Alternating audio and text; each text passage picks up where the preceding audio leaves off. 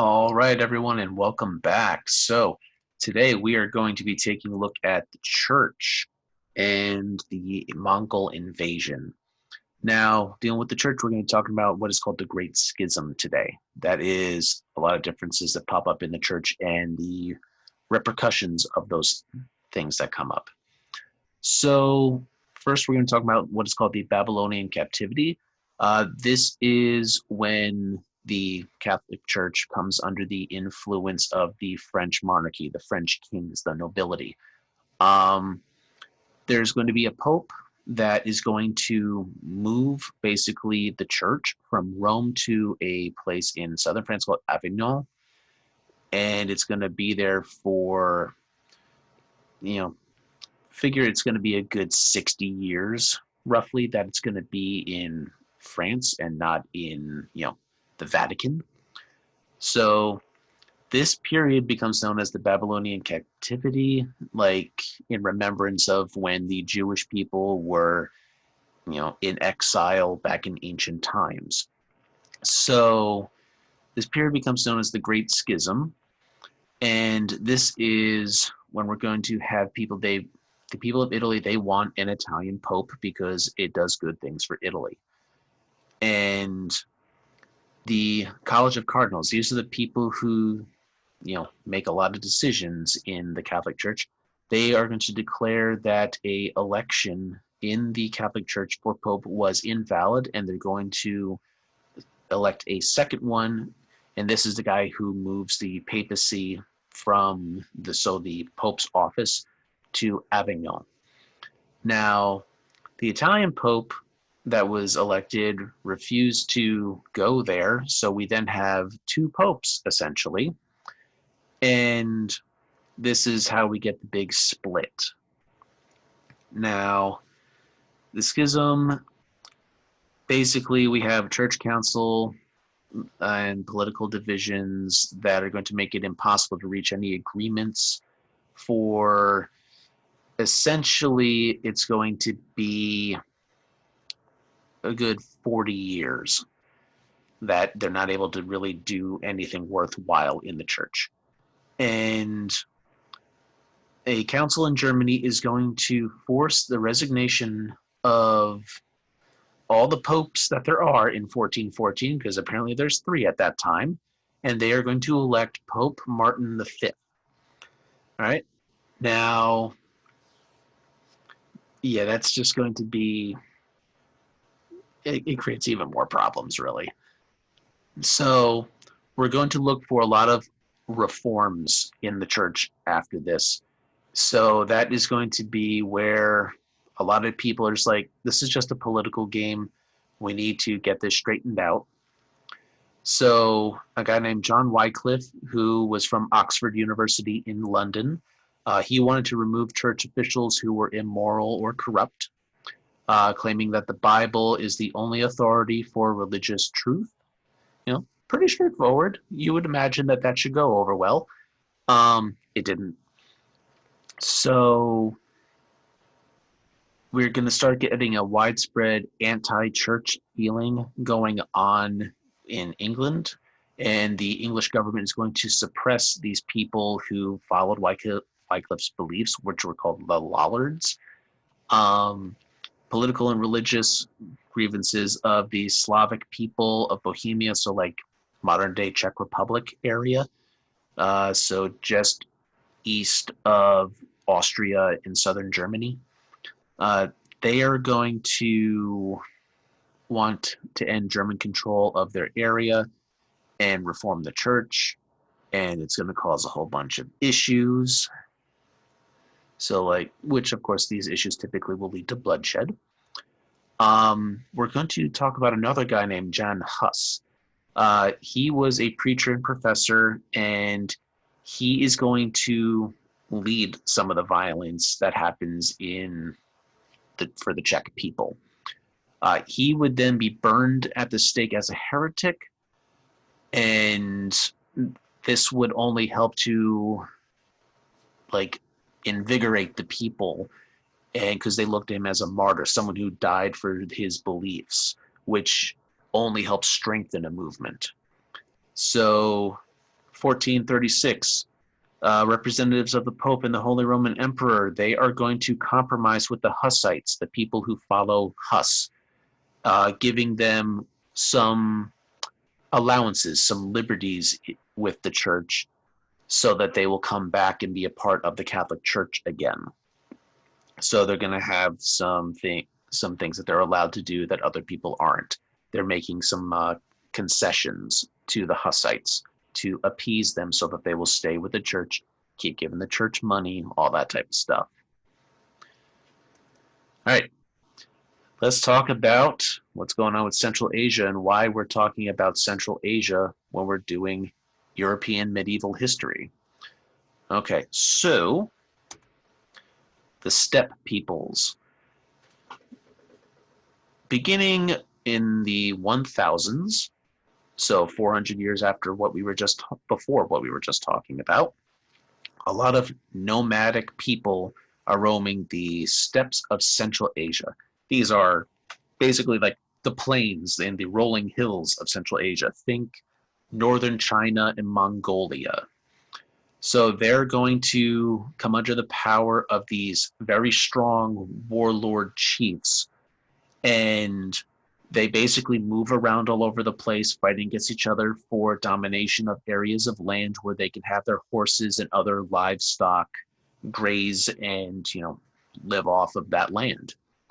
Now, these people are a huge military threat to anybody they come across. They are warrior people.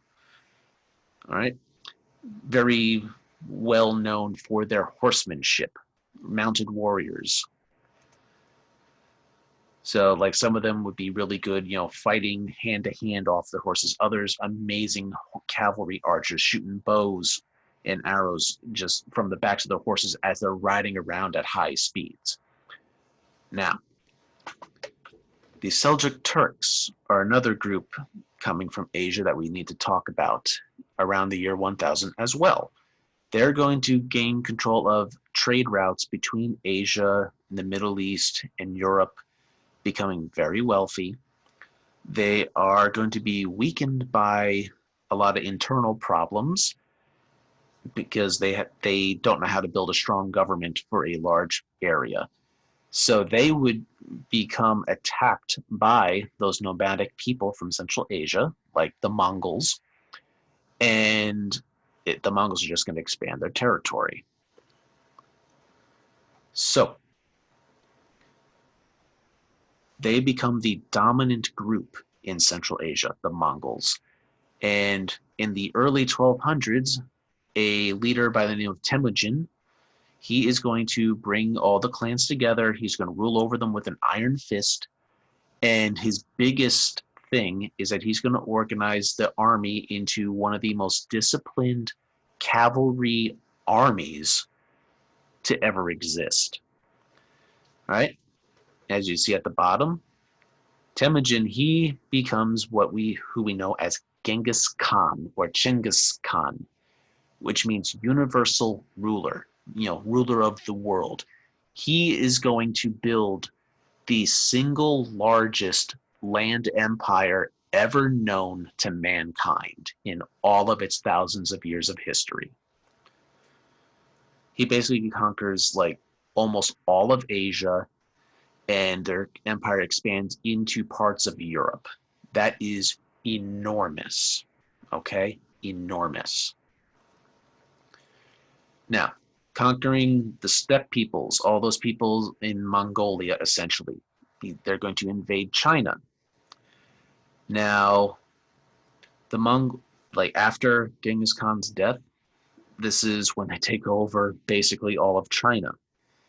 And the Mongol forces are going to move westward. They're going to conquer all the way into Eastern Europe, the Slavic people. That's like the Russians, right? They're going to move into parts of the Middle East. So, yeah, this is going to be huge. All right? They're going to bring peace to the regions. So they would show up at a city, let's say, and they go to the gates as like, submit or be destroyed. And they had such a reputation for death and destruction that a lot of cities would just, you know what? We don't want to fight, so we're just going to be under your control now, and here's a gift for not destroying our city. That would happen on a number of occasions. All right, so by the end of the 1200s, the Mongols have basically a ton of Russia. They have Central Asia. They have Persia, so that's like modern day Iran. And they're going to have China. And they're going to be kind of separate areas that, like within the greater Mongol Empire, but they're kingdoms like in their own rights. But they all have like that one person they answer to. Okay? So as you can see here, the darkest purple area is, or I guess that's purple. That is like half of Asia. So you got China, the Tibetan Plateau. We have this huge chunk of Russia. We got Korea. That's one of the areas. That's like the first big area. And then there would be expanding into this area, which would be like, think Afghanistan, Uzbekistan, a lot of those, the Stan type countries.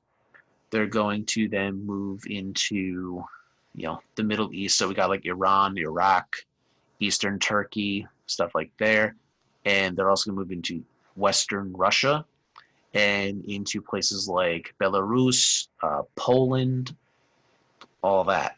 That's humongous. This is like one of the biggest expanses that they had during their age of conquest. Now, Timur-Lenk. This is a Mongol chief that rose to power in Central Asia.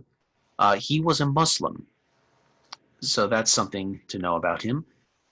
He hoped to spread Islam into new areas. He was more in basically this region down here where he was more prominent. So he is going to want to, he's the one who gets like a lot of the Middle East. He is going to want to create important centers of civilization in Central Asia. And after invading Asia Minor and defeating the Ottoman Turks, he dies. And his empire is going to collapse, and the Ottomans are going to rise to power again because there's a power vacuum. It's just like, you know what? They're gone. Okay, we're back in charge. So, yeah. Right, Timur-Lenk, he was also known as Timur the Lame because he had issues walking. He had a club foot, if I'm not mistaken, which means that he had one of his feet had a deformity from when he was born. It just didn't grow properly, so he had like a limp type of deal. But he was a military genius. He won basically almost every battle that he fought. All right. So that is going to do it for today. Return on Monday, and we will be talking about the African kingdoms during the medieval period. All right, see you next time.